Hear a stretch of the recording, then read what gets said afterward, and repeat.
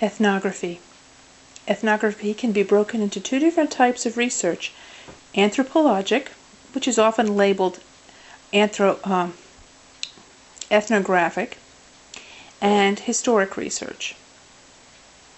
The anthropologic type of ethnography is often referred to as going native. It's based on the anthropological studies of the past, and the researcher immerses himself in the culture being studied. That means he goes and lives or works within the culture. Data is collected in this natural environment. It is the environment that is natural for the participants, the environment that they normally live or work in. While in the environment, the researcher identifies key informants. These are people that he thinks will help him gain entry to the culture, who will help translate it, or who has lots of information about what's being studied.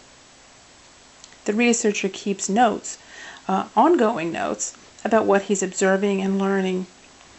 It's a type of ongoing diary of events, and it's called his field notes.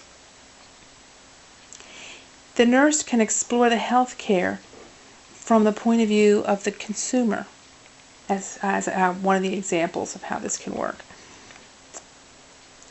The second type of ethnography is historical research. It involves gathering and analyzing data from the past and applying the results to the present and the future. Data can be gathered from medical records, interviews, such as oral histories, diaries, photographs, etc. Example: now that many germs are developing antibiotic resistance, a historical researcher could study how infections were treated prior to the advent of antibiotics. She'd go through the logs and diaries of healers.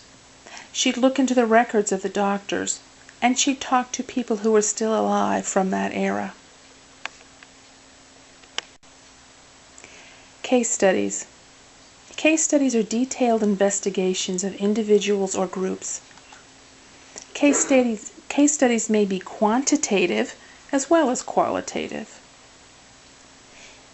It differs from other types of research in that it's not studying the entire population, just the identified person or group. It's trying to understand the identified client, not the larger population, and it usually takes place within the client's natural environment. While the results are not transferable or generalizable, they may illuminate factors for further study. As consumers of research, you have to ask, is this qualitative research any good? Can I use it? Well, one of the concepts that's used both in doing the research and in analyzing the research is rigor. In qualitative research, rigor means the openness or the scrupulous adherence to a philosophical perspective, the thoroughness of the collected data, considering all the data in a subjective theory development phase. What does all that mean? It means, can you see how the data was collected? Was the researcher scrupulous in sticking to whatever theory he or she chose to use as the underpinning for this research? If they chose phenomenology, did they stay with phenomenology throughout all of this? Did they miss anything? Did they miss any area of data collection that they should have, or any pockets they should have investigated? The second point is credibility.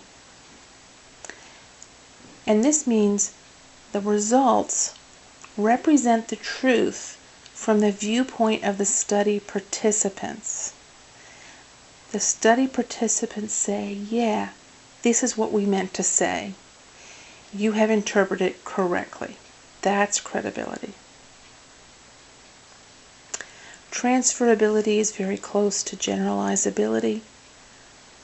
And in this case, many times you're asking, are the results meaningful to people outside the research? trustworthiness of the results?